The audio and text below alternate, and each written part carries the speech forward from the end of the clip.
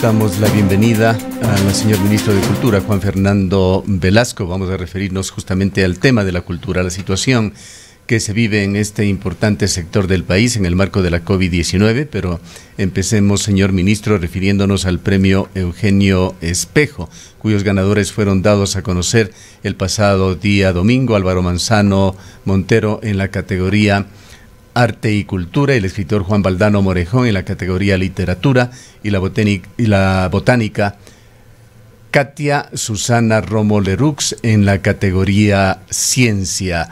Coméntenos cómo culminó esta selección, este honor que es muy importante dentro del país, pero que fue también materia de preocupación y de protesta por un sector de los actores culturales. Bienvenido. ¿Qué tal, Gustavo? Amigos oyentes, un saludo cordial. Efectivamente, el presidente de la República hizo pública pues su selección para los ganadores del premio Eugenio Espejo de este año. Hay que recordar que este es un premio que lo entrega y lo decide, lo elige directamente el presidente de la República. Ha sido así en todas sus ediciones desde 1975. Este año es un premio que se entrega además de manera bianual desde el año 2012. Este año se constituyeron las ternas como corresponde, como se establece por decreto.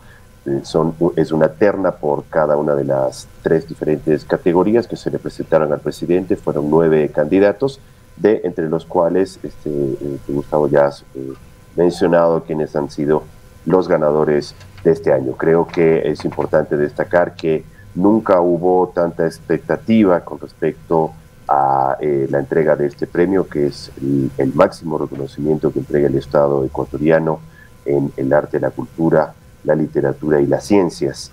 Esto se refleja en el hecho mismo de que tuvimos casi 200 postulados para este premio. Despertó mucha expectativa, como digo, y me parece que efectivamente llega en un momento convulsionado el anuncio de los premios, pero sin embargo estamos, creo yo, complacidos con el nivel de atención que ha tenido en la ciudadanía. Señor ministro, muy buenos días. Sería importante conocer algunos detalles adicionales de estos más de 200. ¿Cómo se procede para la elaboración de ternas? Pudimos ser parte, conocer de un importante proceso de recolección de firmas, por ejemplo, que venían haciendo cada uno de los postulantes, de los interesados, sus amigos, sus familiares. Pero, ¿cuál es el proceso para escoger de estos cerca de 200 a 9 nombres que a la final participarán de estas ternas, y a su vez quién y cómo se elige de estas ternas quién va a recibir finalmente este reconocimiento? Sí, buenos días, Rosana. Efectivamente, de estas postulaciones, que fueron casi 200, 199 para ser precisos, el requisito es muy sencillo, es simplemente una carta dirigida al ministro de Cultura con una hoja de vida y los certificados que demuestren que al menos hay una trayectoria de 25 años, que es condición necesaria para estar postulados al premio. De estos 199 postulados se genera un comité de selección que está conformado por CENESID, por Cancillería, por la Casa de la Cultura Ecuatoriana, un miembro de la sociedad civil, y está presidido por el Ministerio de Cultura. Entre estas 5 instancias se analiza las postulaciones y se le entrega al presidente 3 nombres por cada una de las categorías, de entre los cuales el presidente elige. Este es un premio elegido por el presidente. Poniéndonos en el momento actual, señor ministro, una serie de observaciones se ha hecho sobre Ecuador. Se le ha señalado como uno de los países que menos medidas contracíclicas ha puesto en marcha en esta época de la pandemia, en comparación con otros países de la región, incluso del mundo. Esto debido probablemente a la profunda crisis económica que está viviendo el país, a la falta de dinero, a la falta de liquidez en el sector público, y allí es donde ingresan ciertos programas que se intentan poner en práctica desde diversos ministerios. Antes de referirnos al tema cultura en particular, muchísimas observaciones se han recibido aquí en la ciudad de Cuenca, incluso denuncias concretas sobre el programa Reactívate Ecuador, por ejemplo, que ofrece créditos con bajo interés desde el Banco del Pacífico. De varias personas que se han comunicado con este medio de comunicación señalan que se busca el más mínimo pretexto para dejarlos afuera por múltiples razones, y es una queja de carácter generalizado. Cierto es que hay unos pocos, quizá contados con la mano, beneficiarios de este tipo de crédito, pero señalan que se trata casi de una pantomima para dar la idea de que el gobierno en realidad está haciendo algo en este sentido, pero no lo hace de forma efectiva. ¿Qué pasa con el sector de la cultura? Le preguntamos a usted, que también tiene su programa, entendemos que se llama Cultura en Movimiento para la Reactivación de la Cultura. ¿Cómo está este programa llegando a los artistas ecuatorianos? Que el día de ayer ya estuvieron invitados varios actores culturales, dirigentes y exdirigentes de la cultura, y la queja unánime fue de que se estaba pasando por la situación más extrema en la historia reciente, en la historia contemporánea de precariedad laboral en el sector de la cultura. Sí, en el sector de la cultura debo decir que todo lo contrario, Ecuador ha realizado acciones contracíclicas importantes, contundentes, que son reconocidas incluso en la región. Tenemos, por ejemplo, acciones concretas en reducción de pago de impuestos para el sector artístico. Está activado el IVA cero para servicios artísticos y culturales, como decía el presidente en su anuncio de los premios. A partir de este 20 de agosto, finalmente podremos tener activo un proceso mediante el cual todos los patrocinios destinados a arte y a cultura puedan ser descontados y generen un ahorro cuando se realice el pago de impuestos para quienes los realicen. Los emprendimientos artísticos y culturales no pagan impuesto a la renta durante un periodo especial. En el caso de la SUAY son 7 años los cuales no pagan impuesto a la renta los nuevos emprendimientos en arte y cultura. Tenemos créditos especialmente diseñados para artistas y gestores culturales desde BAN Ecuador, que se llaman Impulso Cultura, que funcionan de manera específica para la actividad artística y cultural, que tienen tasas de interés baja, pero además la posibilidad de tener periodos de gracia extensos al inicio, hasta 3 años para capital de inversión, 10 años plazo para terminar de pagar el crédito. ¿Puede darnos, señor ministro, sobre este programa de crédito, por ejemplo, de Ban Ecuador, que usted está mencionando, algunas cifras sobre cuántos artistas han sido beneficiados en Ecuador? Son más o menos $700,000 los que se han entregado ya en los créditos de Ban Ecuador. Este es un producto que no es nuevo, lo lanzamos a finales del año pasado, y que evidentemente en esta situación de pandemia, en donde efectivamente está el sector del arte y la cultura viviendo un golpe dramático, como muchos otros sectores productivos, pero tal vez la relación que hay entre las actividades artísticas y la necesidad de tener públicos hace que sea aún más difícil la situación para el arte y la cultura, pero estos créditos están funcionando. Y después tenemos... Quizá, señor ministro, es que es muy importante tener datos concretos, porque le decía, hay varios anuncios sin duda del gobierno en diversos ámbitos, no solamente en la cultura, de estas actividades contracíclicas o estos programas contracíclicos, pero es muy poco lo que llega. Esa es no solamente la sensación, es la denuncia que hace la gente. En el marco de la pandemia debería preguntarle cuántos artistas han sido beneficiados en este programa, pues usted señala que es algo que estaba ya en vigencia desde hace aproximadamente un año.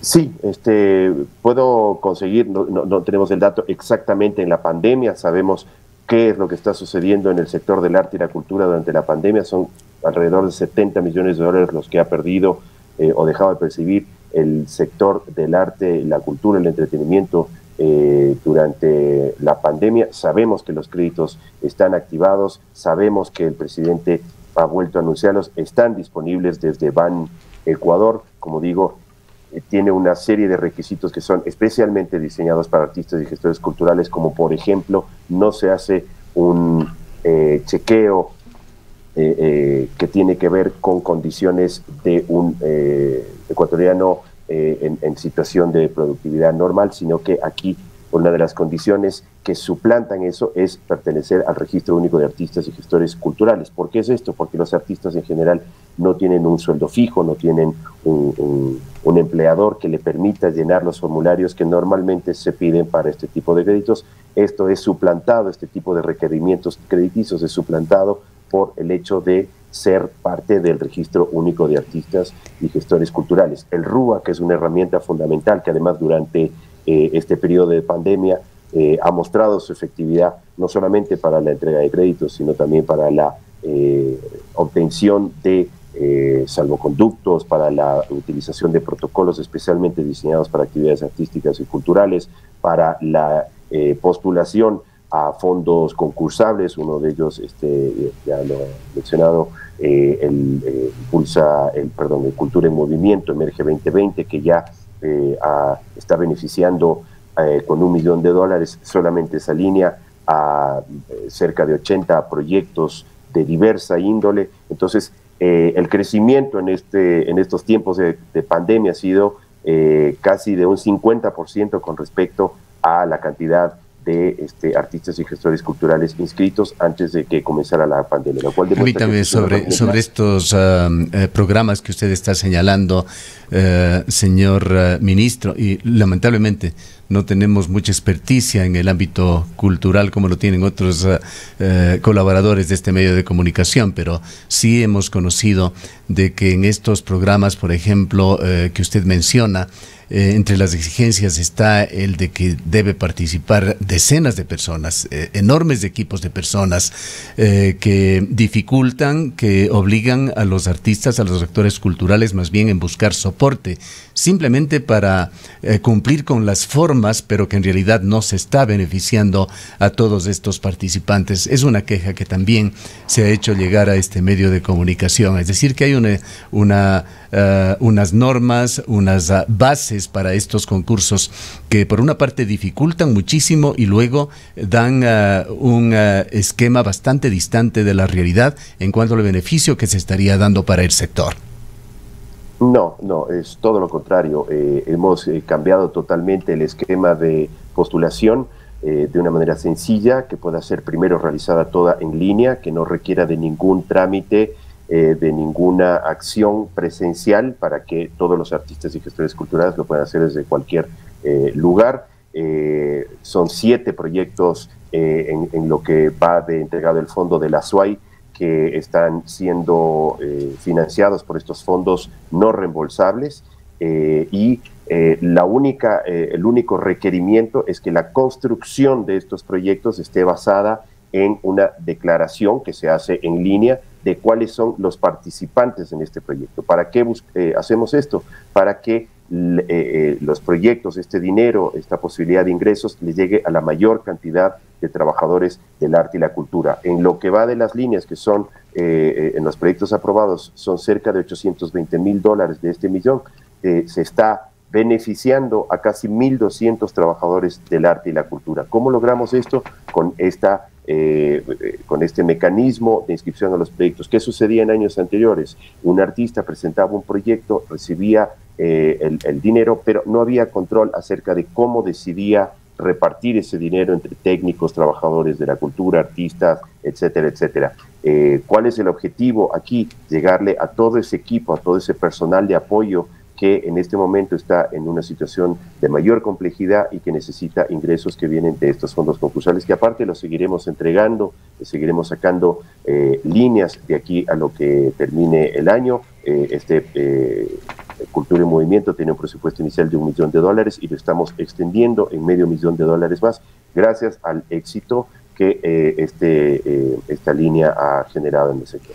Señor ministro, el sector de la cultura ya venía seriamente afectado antes de la pandemia, y la pandemia sin duda alguna lo que hizo fue precarizar aún más al sector cultural, que además hoy se enfrenta a nuevas formas de exponer, de mostrar, de difundir su arte. Hoy las artes, la cultura están mediadas sin duda por las nuevas tecnologías ante la imposibilidad de tener actividades y acciones de carácter presencial, como son el cierre de los museos, el no poder hacer conciertos, el cierre de las galerías, y etcétera, todos los espacios físicos que se utilizaban antes para el desarrollo, el exponer todas las actividades y prácticas artísticas y culturales. Sin duda alguna, el arte y la misma cultura se han visto obligadas además a repensarse en estas épocas, en estos tiempos sumamente complicados. Eso ha llevado, como decíamos, a una precarización aún más profunda, y un artista que está precarizado no tiene tampoco la posibilidad de acceder a un crédito frente a la imposibilidad posterior de pagar sus obligaciones. Claro que hay estos créditos no reembolsables a través de los concursos a los cuales usted ha hecho referencia y que no han surgido con la pandemia, sino que ya existían. ¿Qué otras herramientas, qué otras formas se ha pensado desde el gobierno para poder cumplir, contribuir con este derecho humano, además, que es el del ciudadano de poder consumir y del poder acceder al arte, a la cultura, que además vemos que se han convertido en herramientas esenciales frente al encierro, a los miedos? ¿Cuáles son estas nuevas formas de mirar la cultura y sobre todo de apoyar en estas condiciones? Sí, Rosana, efectivamente ese es el mayor desafío. Encontrar la manera en la cual podamos repensar los teatros, los museos, los conciertos, los cines, etcétera. Para ello, primero, el Ministerio de Cultura ha generado una serie de protocolos que permiten realizar estas actividades de manera segura o sin mayor riesgo a la salud. Hay que encontrar este equilibrio entre prevenir y cuidar la salud, que es la prioridad uno del gobierno con respecto a esta situación, pero encontrar el equilibrio, digo, en la reactivación económica. No podemos simplemente quedarnos encerrados. Y para ello, como te digo, ha habido una serie de protocolos que se han generado en el Ministerio de Cultura, pero que no son suficientes.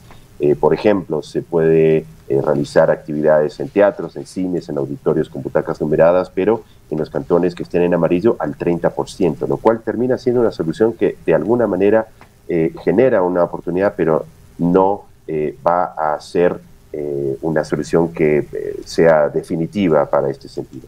Y para lograr alternativas distintas hay que repensar todos estos espacios. Para ello, el Ministerio de Cultura y Patrimonio está lanzando el 21 de agosto, lanzaremos una línea de fomento para la realización de una hackathon que invita a todos los sectores de la innovación, de la creatividad, del emprendimiento, del arte, de la cultura, pero también de otros sectores, de la tecnología, de la medicina, del diseño industrial, etcétera, para repensar, para buscar alternativas que, como tú dices, efectivamente solucionen de manera estructural esta situación que parece ser no va a terminar pronto y va a instalarse como una manera de vivir. Efectivamente, el sector del arte y la cultura es un sector precarizado. Los trabajadores del arte y la cultura han sido históricamente precarizados,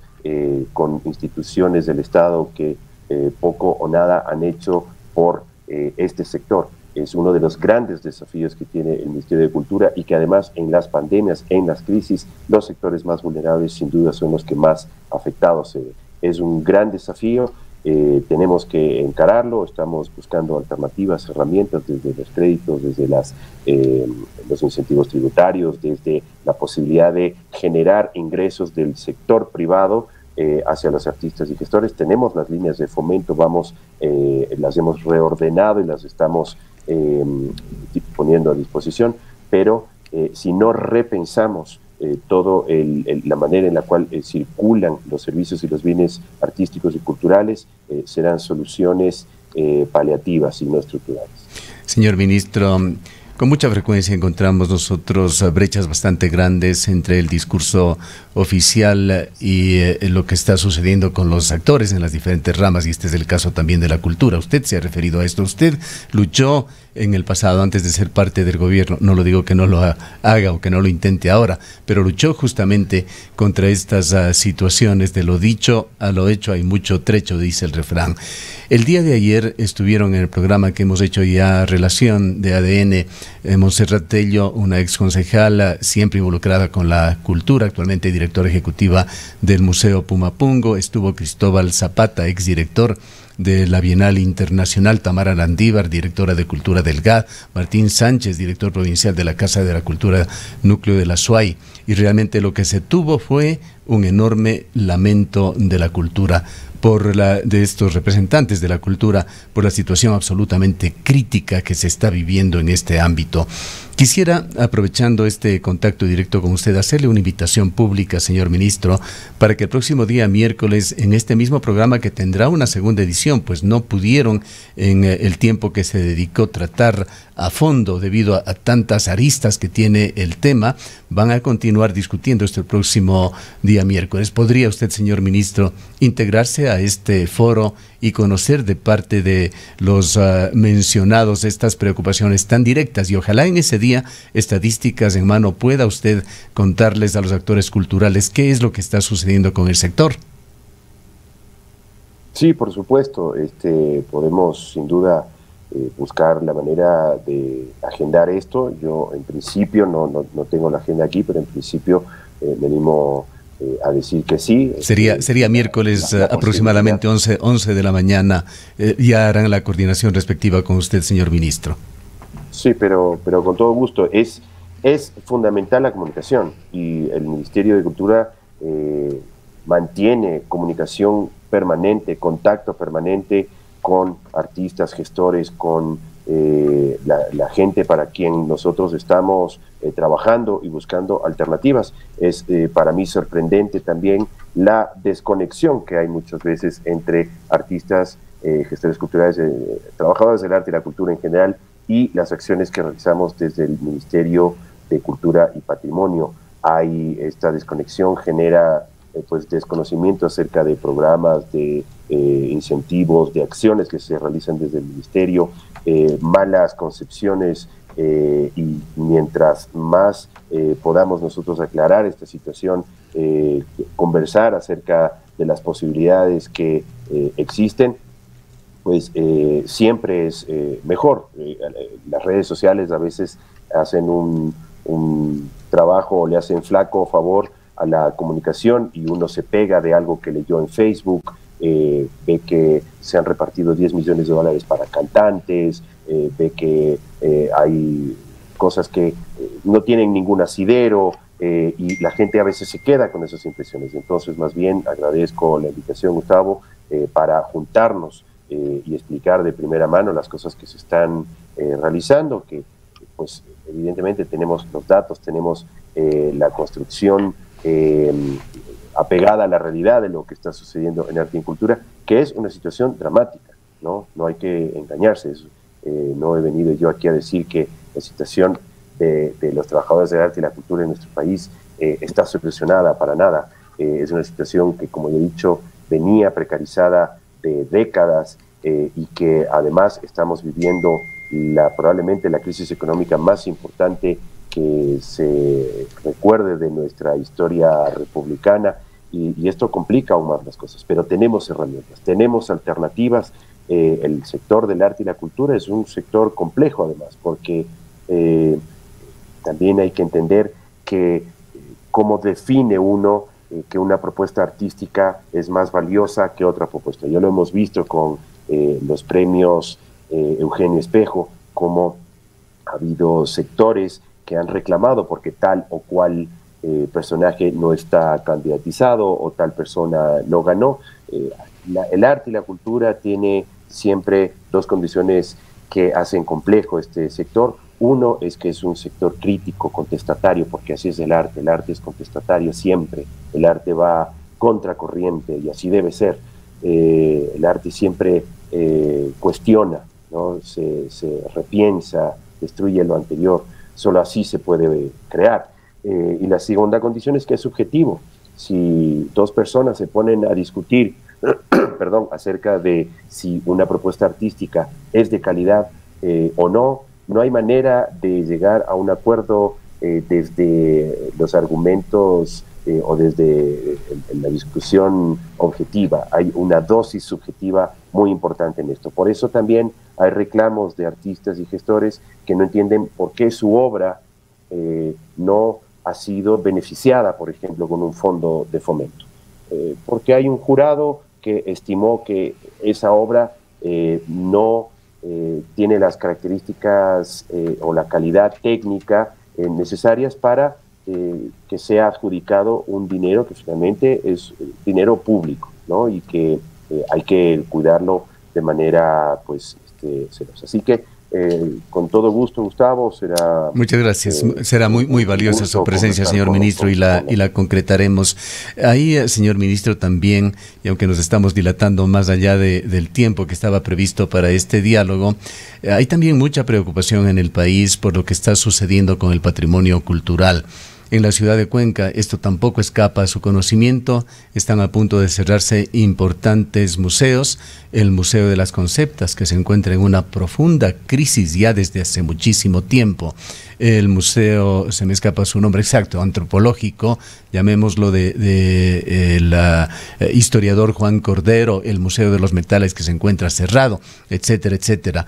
Por estos temas del distanciamiento social, la pandemia que está viviendo los museos en Cuenca se encuentra prácticamente a punto de extinguirse, es otro de los importantes temas. Y con respecto a esto y al patrimonio cultural, quisiéramos también preguntarle qué es lo que está sucediendo con esto. Una que otra noticia suelta, preocupante, trasciende a la opinión pública. En la casa del señor Abdalá Bucaram se encontraron bienes culturales y es uno de los casos que se inició en contra del expresidente. Por allí también surgió una información oficial de la Policía Nacional de que en Santo Domingo de los Colorados habían encontrado una cantidad significativa de piezas que sospechaban eran piezas originales de arqueología ecuatoriana, etcétera, etcétera. Y recordamos que usted hace algo más de un mes, casi 2 meses, cuando se discutía sobre el futuro del edificio de UNASUR, había anunciado el traslado de bienes culturales a este edificio en medio también de una polémica que se generó sobre el tema. Háblenos, por favor, de este tema que es una más de tantas aristas que de hecho el tiempo no nos va a permitir cubrirlas. Sí, muy rápidamente, Gustavo. Efectivamente, el Ecuador ha tenido, nos encontramos cuando llegamos al Ministerio de Cultura, problemas serios con respecto al buen cuidado de su patrimonio cultural, arqueológico, etcétera. Tenemos problemas a todos los niveles. En Pumapungo, pues ya hemos hecho pública la situación, un mal manejo histórico con respecto... Me olvidaba de mencionar el robo de piezas en Pumapungo también. Muchas gracias por traerlo, señor ministro. Sí, es una suposición, hay que decirlo en términos legales, hay una presunta desaparición, se ha hecho la denuncia en Fiscalía. Esto corresponde, y mira tú, Gustavo, cómo esto demuestra el estado en el cual hemos encontrado las cosas. Unas de esas piezas incluso el propio INPC, el Instituto Nacional del Patrimonio Cultural, recomienda 2 acciones. Este es un proceso que se inició en el 2017 y que no concluyó o no se pidió que se concluya sino hasta hace pocos meses, en donde se identificó que había unos faltantes. No todas son piezas arqueológicas, algunos son fragmentos. Incluso el INPC recomienda 2 cosas. Uno, que se haga una vuelta, una revisión, una nueva revisión con respecto a la ubicación de estas piezas, ¿no? Lo cual no corresponde. O sea, nuestras piezas deberían estar perfectamente clasificadas todas e inventariadas, cosa que no sucede ni en Pumapungo ni en todas nuestras reservas. Eso hay que decirlo, es un problema que se acarrea desde hace muchos años y que no vamos a solucionarlo en este gobierno. Probablemente el siguiente, si continúa con el proceso que hemos iniciado, se podrá solucionar, pues es un problema que se acarrea de hace décadas. 2 de esos fragmentos ya han sido identificados, sin embargo, el protocolo dice que lo primero que hay que hacer es presentar la denuncia ante Fiscalía, cosa que hemos hecho. La pieza que nos preocupa es una gargantilla, me parece, una nariguera de oro, que está desaparecida. Y así como estos problemas, lo mismo sucede, Gustavo, tú hacías referencia a que vamos a llevar toda nuestra reserva patrimonial de los ecuatorianos, está en un edificio que desde el 2017 está declarado como de un riesgo de más del 90% de colapso frente a una situación sísmica. Estamos hablando de toda nuestra reserva patrimonial de los ecuatorianos, incluido arte colonial, arte moderno, etcétera. Esas son las cosas con las cuales nos hemos encontrado y que estamos solucionando de a poco, con la celeridad que nos permite además la situación económica tan compleja, pero que vamos encarando. Con respecto a los museos, es una crisis mundial la de los museos. Los museos que mencionaste son museos privados, no dependen del Ministerio de Cultura, pero los del Ministerio de Cultura están en la misma situación. ¿Por qué? Porque los museos viven de la posibilidad de tener en buena parte ingresos a partir de sus visitas, de la gente que los visita, están vinculados al turismo también.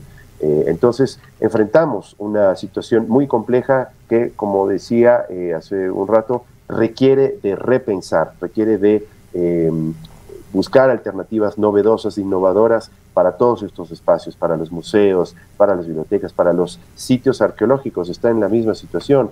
Ingapirca, Jaboncillo, tienen esta misma necesidad de tener visitantes que en su mayoría eran turistas y que necesitamos reactivar de alguna manera para que estos sitios arqueológicos, que son de investigación además, como el Parque Arqueológico Pumapungo, puedan retomar sus actividades y cumplir las funciones para las cuales están destinados. Bien, señor ministro, realmente quedan varios temas pendientes que esperamos sean evacuados en mayor medida. El próximo día miércoles estaremos contactándole para la debida coordinación, agradeciéndole mucho por el tiempo que nos ha dado. No, con todo gusto, siempre es un placer.